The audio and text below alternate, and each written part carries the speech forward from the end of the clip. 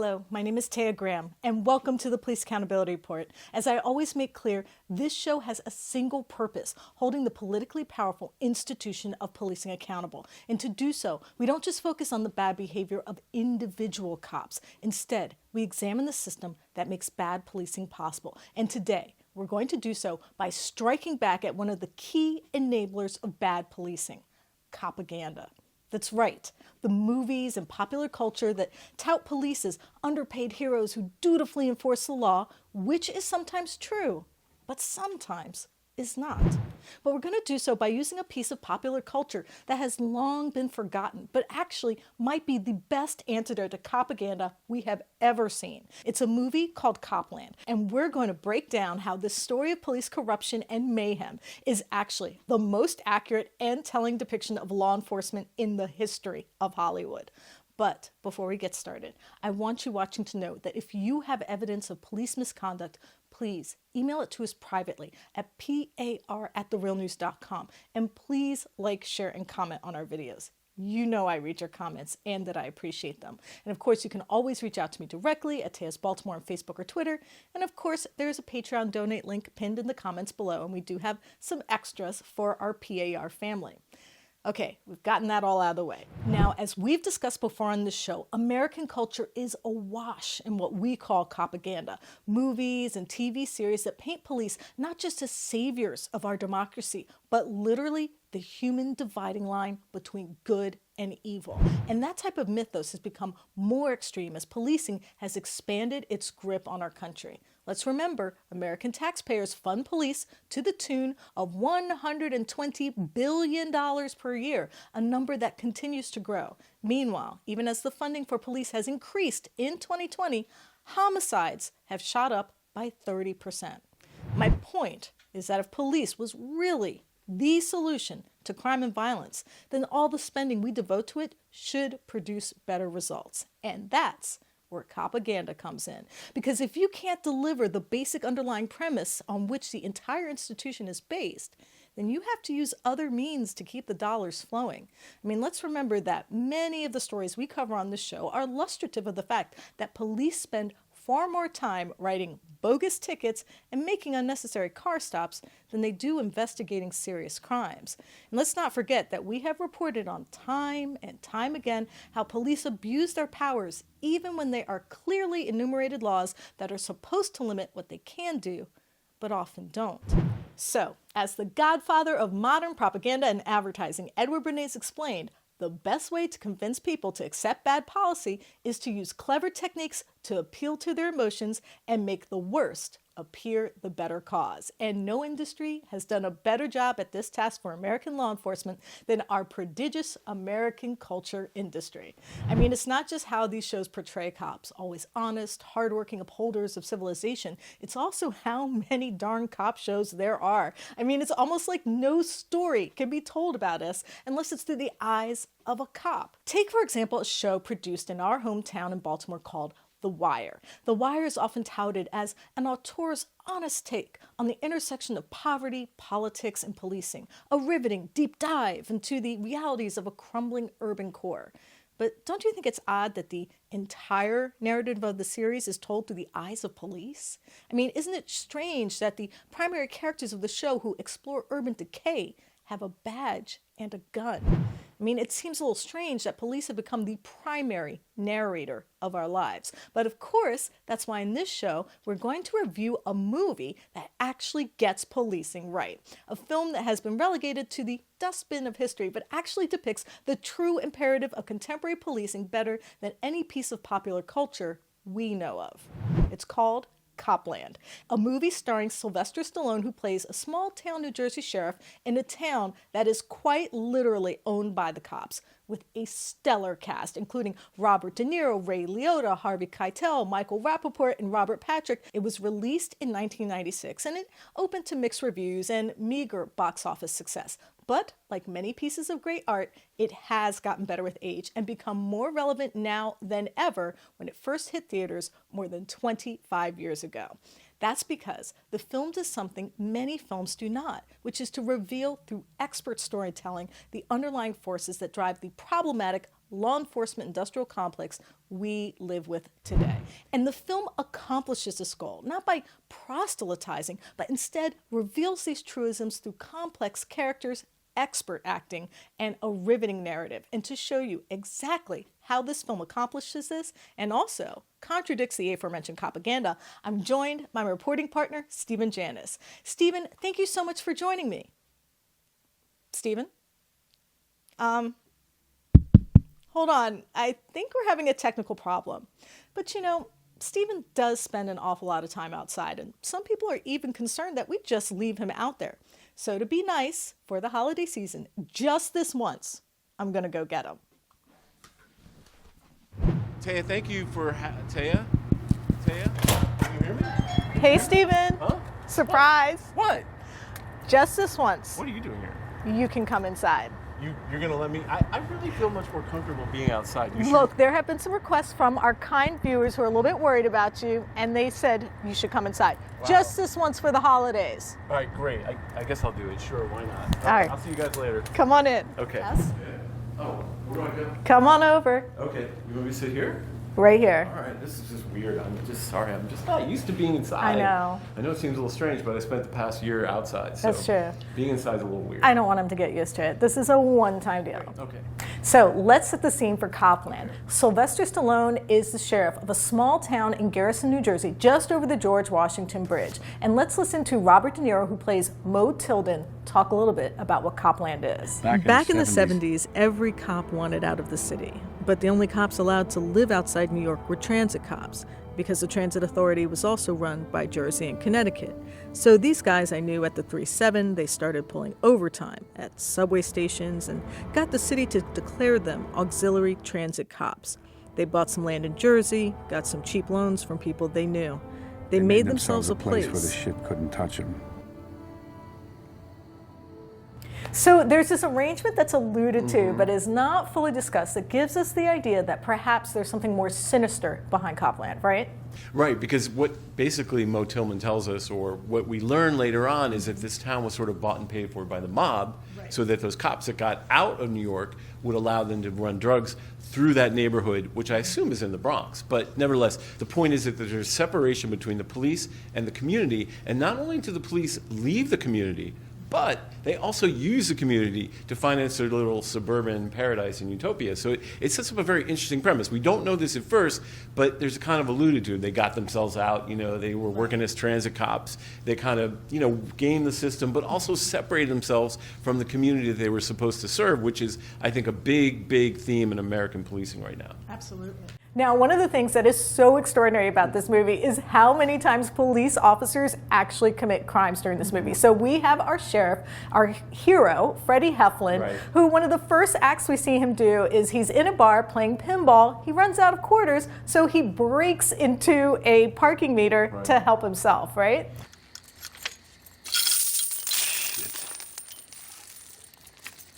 Yeah, no, it's an extraordinary sort of casual event, and Ray Liotta, who's one of his friends, is watching him and kind of chuckling when really he's committing, misconduct in office. Clearly, right? Clearly, you can't, as a cop, just help yourself to a parking meter, but it kind of sets the tone for the movie because it says, you know what? There's different rules for us. If I need quarters for my pinball machine, I'll just go into a parking meter. I think it's a really important. It's subtle, it's small, but at the same time, it speaks volumes about how Copland is run and how laws are one for cops and one for everybody else. Okay, so a big scene that moves the movie forward is when Michael Rappaport, who plays the character Superboy, is driving along, and he may have actually been intoxicated during this drive, but we don't know for certain. But he's driving along, and he ends up in a hit-and-run situation with two other gentlemen in a car. He ends up shooting those two unarmed young men. Let's take a quick look at what happens.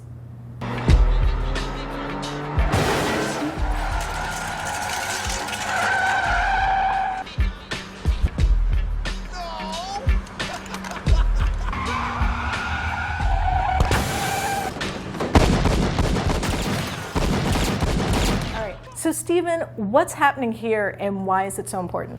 Well, this is really the conflict that sets up everything that cascades from it. And, when Superboy car is hit, he thinks that these young men are shooting at him, but all they have is like a tire iron. So then the scene that evolves on the bridge is really, really illustrative, because after he shoots and kills these guys, it's like the sort of mechanisms of policing all jump into action. And you have the union rep. Both union reps are on the bridge, including Harvey Keitel, who immediately says, oh, I've got a gun in the trunk, and we'll plant the gun.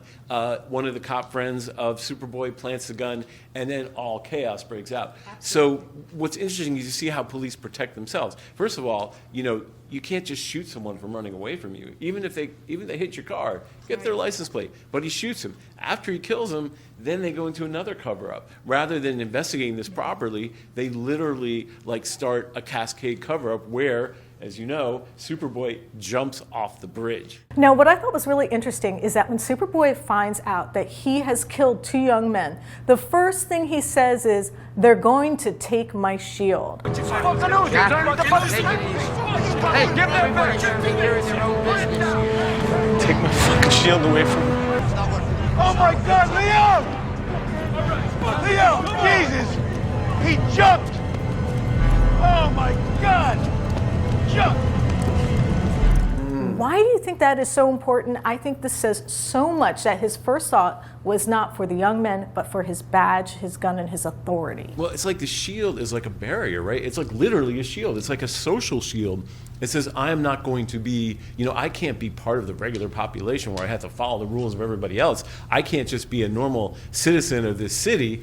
I got my shield. And I think that's really great that you brought that up, because it's a very interesting word. He didn't say I'm going to lose my job, right, or, I'm going to go to jail. I'm going to lose my shield. And I think that's a metaphor, an effective metaphor for what it means to be a cop in Copland and in New York in this movie. So one of the things that we promised at the beginning of this is that we were going to talk about how copaganda works and the strange way that crime, or what our idea of crime is normalized and set by law enforcement officers. Stephen, maybe you can talk a little bit about this effect. Well, one of the things that's really interesting is that when you start getting into the movie, right, and you see Superboy jump and you see Sylvester Stallone break into the, parking meter, and you see the gun pulled out and planted, and you see crime after crime after crime, and you start realizing that in this world of policing, that's just the way things are. They're not cognizant. It's not like someone says, oh, don't plant that gun, that's a crime, or someone says, hey, Freddie Heflin, stop taking the quarters. And of course, Sylvester Stallone's character gets into a accident just shortly after that, and he's trying to come up with an excuse. He said, what did you tell the people down at the station? What happened? And let's just watch that for a second, because it's very revealing. What'd you tell Lenny about the accident? Chasing the speeder. What?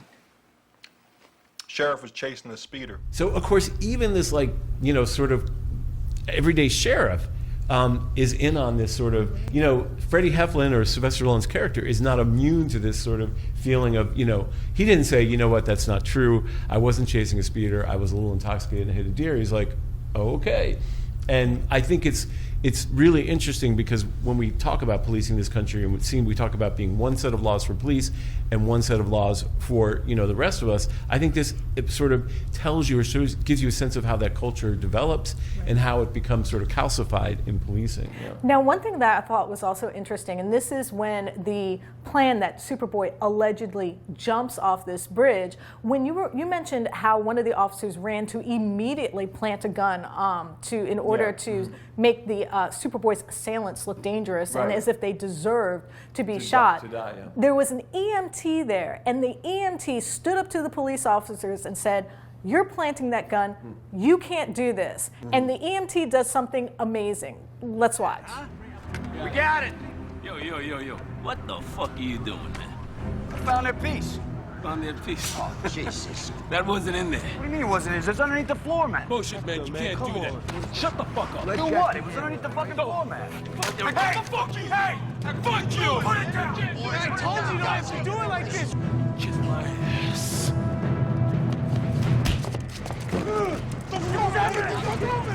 Now, when I saw this scene, I couldn't help but think about all the times that I read about EMTs being pressured. For example, in Colorado, EMTs have been pressured to administer ketamine to suspects, perhaps against their own better medical judgment. They've been influenced by police to do so. And there have been other instances where I know EMTs have been asked to turn their heads and not see what's going on. Yeah. What did that scene say to you? Well, that scene said to me that, that's not a normal EMT because, I mean, it was, but it also, I think, demonstrated that there was a existing tension. You had two African-American young men, you had an African-American EMT, he was very conscious of what was going on, and he wasn't going to stand for it, and I think he was very frustrated by what he saw as a corrupt police force, sticking up for itself. And I think that frustration boiled over pretty early, and I think it was a very interesting scene to say that this type of corruption affects the community. Like right away we see the community representing there saying, hey, what are you doing? And I think that's a very important scene because, you're so in this insular Copland world, like I said, everything's upside down. But in this case, we saw the community pushing back. So now we know for certain that Superboy did not jump off the bridge, and it is part of an elaborate cover-up being created by these cops. And this is where the crimes that these officers commit really begins to accelerate. And there's a scene with one of my favorite actors, Robert De Niro, and he's playing an internal affairs officer, an officer who is tasked with investigating the wrongdoings of other cops. There's an interesting scene where he approaches Freddie Heflin, the Sylvester Stallone character, and explains to him why they have to investigate. That's why I'm here, Sheriff. Because you're on the inside. And besides the church traffic and the cats in the trees and all that other bullshit, okay? There isn't much here for you to do. But I look at you, Sheriff, and I see a man who's waiting for something to do. And here I am. Here I am, saying, Sheriff,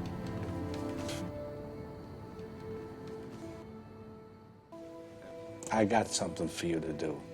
I love this scene because I think, it's where the rubber meets the road, where Sylvester Stallone has to make this weird decision to actually, enforce the law. He has to betray law enforcement in some ways, is what Robert De Niro. And then Robert De Niro kind of says, you got nothing going on in your life. You might as well do something exceptional with it. Here I am.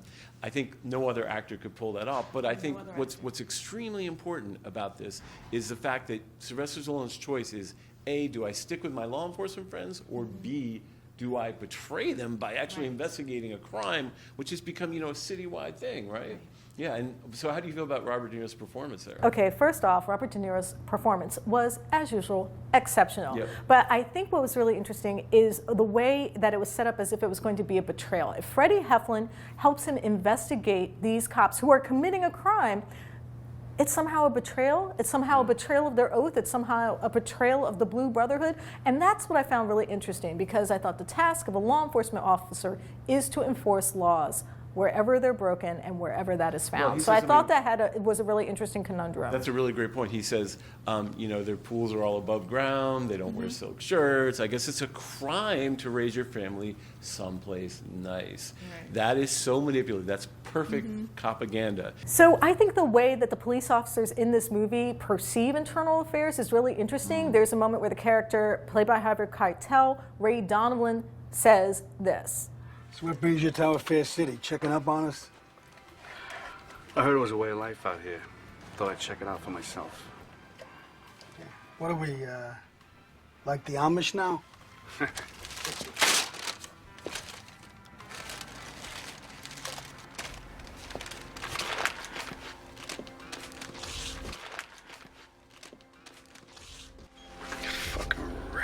So I think the scene says a lot about how police do not like to have anyone looking over their shoulder. And how difficult it is to look over their shoulders because you've got, veteran cops with a long history calling him a rat. Right. I mean, he's just doing his job, but, no one likes to be investigated, but all the interrelationship to the police is made clear in this movie. Mo Tillman knows Harvey Keitel's character from way back. It shows you sort of how entangled they are and how difficult it is to have an agency investigate itself. I think it's pretty clear. So one thing I think the movie got really on target here was the way the police were able to feed a narrative to the media, and the media swallowed it whole and gave it out to the public. Let's take a listen, and keep in mind, we know that Superboy is alive, we know these other officers are committing crimes, but listen to what the public is being fed. It was the system that drove Murray Superboy Babbage off that bridge. Murray Babbage was a hero cop. He deserved a fair hearing, but he knew this would not happen, not in this city. Activist Cyril Johns met the parents of the slain teens, calling for a human blockade on the bridge tomorrow. Yeah, and Taya, I love the way in that they're all kind of sitting in the bar kind of chuckling, right? I mean, they've got this kid who supposedly jumped off a bridge, an entire investigation of the city, and they're all sitting in the bar like, it's kind of like, whoa, look what we did. Right, It's they're in the doing. bar, Yeah. you know, they hugging have some... kind of on top of each other. They're literally celebrating while they've essentially fooled the entire city. You bring up a really good point. We don't notice any reporters driving out to Garrison, New Jersey, looking around for Superboy. You know, everyone kind of, the mainstream media kind of swallows the narrative, and that is a really important point. Because if one reporter kind of drives out to Garrison and said, is he really dead? Right, if one reporter had shown up to that bar to interview any of the officers about him, they might have actually seen Superboy was alive. But instead, as you point out, the narrative is a hero cop takes his life because he thinks the justice system is unfair to cops. Right. That's an extraordinary narrative. And it's an amazing twist that the public was swallowing whole, except for a few community leaders that we see in the movie. Yep, great point. So I think there's a really important moment where the character Ray, played by Harvey Keitel, who's a union rep, essentially gets the entire investigation shut down with a single phone call. And Ray Liotta tries to explain to Sheriff Freddie why this is happening, why it was so easy for him to do it, and why it's going to be so difficult for him to do an investigation. And I think this is one of your favorite scenes. Yeah, well, it's one of my favorite lines from the scene because I think it sort of embodies many, many types of things. You want to watch? Let's watch it. Yeah, let's watch.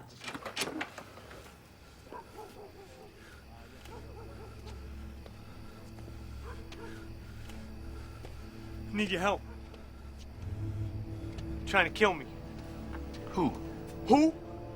My friends tried to kill me. Ray Donlin tried to kill me. Shit. Right. Forget it. Why don't you get Superboy up the bridge and bring him back here and kill him? Ray had a plan. He got very fucked up.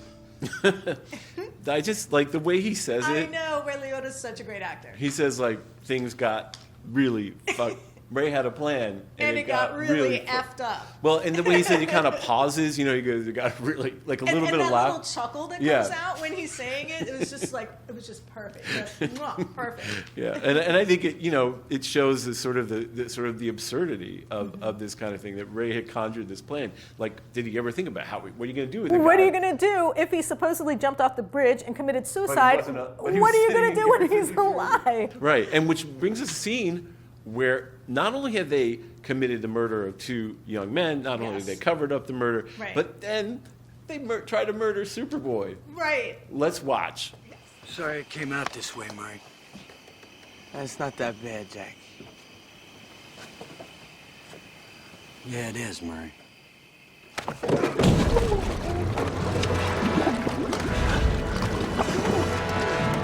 I mean, come on. Right. You're talking about multiple counts. How many counts of murder? So there's a murder. There's a conspiracy to commit murder. There is planting evidence. Right. Then we have an attempted murder, an assault. Right. I mean, it's just mayhem. And I think actually I've actually caused mayhem. Actually, that might be a crime too. Well, yeah. I mean, it's extraordinary when you think about it. If these guys had lawyers, they would be spending the rest of their life. I mean, the series of crimes they committed by the time they try to kill Superboy, and then they're going to just dump him in the river so that someone can find him. I mean, that's pretty ruthless. So this brings me to one of my favorite scenes with Ray Liotta. He is having, an issue with the cops in the bar. He feels like they're not keeping him in the loop, that they're making these plans, and that they're going to try to push him out. And they essentially say to Ray Liotta's character, well, you do drugs, you steal evidence, and this is how Ray Liotta's character responds. What is this, Omerta? Huh? Listen, if I ain't gonna fucking hang me by the balls, it ain't gonna be over some fucking missing evidence. Figsy, you've been a cop 12 years. 6 grams missing, it's not a White Sox violation, babe. Come on. You bought that big old house. Maybe you're trying to get out from under. Hey, Jack. What the fuck's up your ass? You gonna tell me you're getting by without gravy, any of you? So I thought that was really interesting because he says, hey, there's nobody here that's not getting by without some gravy. You gonna tell me you're getting by without gravy, any of you?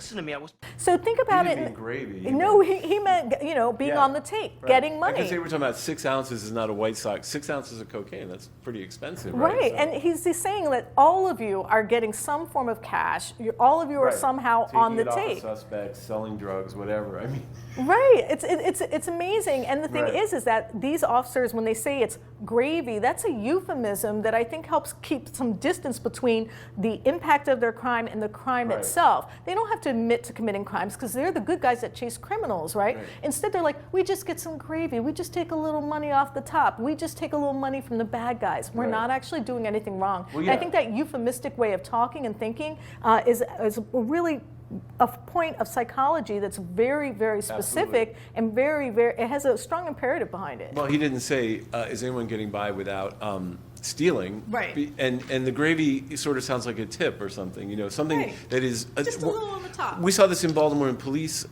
when they would, you know, regularly take all this overtime. It was Right. kind of like, we just deserve it. We don't have to work it. There were lots of people, we had the gun trace task force, where they literally would say, you know, easy money. They would joke about getting overtime while they're on vacation, but it was more, I think, entitlement. And I think that's what you see That's with the imperative behind it. what Ray Liotta is talking about. We're entitled to this because we're going into that horrible city, and when we go over there, we're entitled to take whatever we want, and it doesn't matter. So I think that's a great point, Taya. Okay, so there's another great scene where Ray Liotta and Sheriff Freddie Heflin, Sylvester Stallone's character, are talking, and Stallone's character is basically saying, "Well, I think I'm going to have to do this. I think I'm going to have to investigate these crimes." And Ray Liotta's character gives him some advice. But how does this apply to what you were saying? It applies, Freddie! It's just as easy to tail a man walking in front of him. Now, you butt heads with these friends of ours, you're gonna come at them head on? They got lives, Freddie. Families. No. You move diagonal. You jag. So, Stephen, you love this diagonal rule. Why don't you talk a little bit about what do you think this means? Well, I think, first of all, I think it means that Ray Liotta does a lot of coke during the movie. Oh my goodness. Whether it was Goodfellas or this movie, he plays someone on cocaine the best I've ever seen. Makes one wonder. But Right, you know, method acting. I think what's interesting about this is that Ray Liotta is saying, you know, you can't confront this power. This power is so immense, and it kind of gives you a sense of how powerful cops can be when they're corrupt, right? Because there's no way to confront them head on. Right. You would think you could say, okay, they broke the law, we're going to go and arrest them. And he's like, no, Freddie, if you confront these people head on, these are cops. These are like the worst mob or the worst gangsters you're ever going to confront. And, you know, in our own town, we saw that with the gun trace task force, who was robbing residents and a group Dealing of... drugs and stealing While the overtime. Department of Justice was in town investigating the department. So I think what's important about it, you know, when you have a force like this, like policing or people with guns and badges who are going to say, you know, we're going to do what we want to do, what Ray Liotta is saying in his co-confused haze is, hey, you can't come at these people. You're going to have to find a way around this to be kind of sneaky and make this happen. And that is very illustrative of the power of a badge when it's corrupted. It's almost omnipotent, you know? It almost has like all power. Okay, so I hate to do this, but we are going to end the review here so that we don't spoil the rest of the movie for you. And I hope everyone who's watching this is inspired to go rent my favorite movie, and I'm sure it's Steven's, Copland. Yeah, and one thing I want to make sure is clear and sort of takeaway, we talk about how this movie is a metaphor for American policing as a whole. And I think what's important is that there is a underlying premise of the movie, which is that these guys got Copland, they're in garrison, because the mob gave them loans, low-interest loans to buy houses, right, so that they let them run drugs. But what that really is talking about is a relationship between elites, economic elites, sort of profligate capitalism, and policing, and how police sort of have this special relationship with, you know, the powerful, the rich, who they really police and who they not really police but really protect. And it affords them a certain social status and a certain amount of economic security that the people they police don't have. You know, pensions, lifetime health benefits, overtime, it's amazing. I mean, the we have best. so many cops in Baltimore making $100,000 a year that only have a high school education. You couldn't get a job like that anywhere else. And so I think that's what makes this movie a different kind of cop movie, because it's really exposing the relationship. It's not hitting you over the head with it. It's saying, think about this. So these cops escape to a suburb. They all get houses. You know, they're really given a land of economic opportunity and utopia that cannot be afforded to the people they left behind in the Bronx, right? And this, because they have a special relationship with the mob, which I think really is the economic elites of this country, you know, and because of that, definitely call some of our uber capitalist members of a mob. right? And like in a sense, also like an original sin, right? Because from that sin of not really being a part of the community, of being economically separate, right? They then commit a myriad of sins, right? They feel empowered to set the rules for themselves and break any law they want. And I just want you to know that if you have a favorite cop movie, please be sure to leave it in the comments for us to discuss. And I might even post a list. I went through the movie and wrote down every single crime that I could find. I might post that as a little list. And if you see any crimes I missed, please let me know, because I kind of love geeking out over this movie. So please feel free to do so. So I wanted to thank you for joining us for our special end of the year PAR. We wanted to do something a little bit lighter for the holidays. And we also wanted to just say thank you to everyone that is in our PAR audience. We read your comments. We appreciate that you watch us, because we know that it means that you really care about fairness in your community. We know that because we've read your comments, we've read your thoughts, and we know that the reason why police accountability matters so much to you is because you care. And you want to make a better community. Absolutely. And that's why we do it. We want to do it because, you know, better policing means a better community. And you can't give power to someone without holding them accountable. And that's why we do what we do. And we appreciate the fact that you watch our show, because it gives us the ability to report on this. Yes. So it's very important. Now, Taya, do I have to go outside? You will. Okay. You will have to go outside. But before we do, I just wanted to say, if you have any evidence of police misconduct or brutality, please feel free to email it to us privately at par@therealnews.com. Of course, you can always reach out to us on Facebook and Twitter at Police Accountability Report. On Twitter, it's at Eyes on Police. On Instagram, it's Police Accountability Report.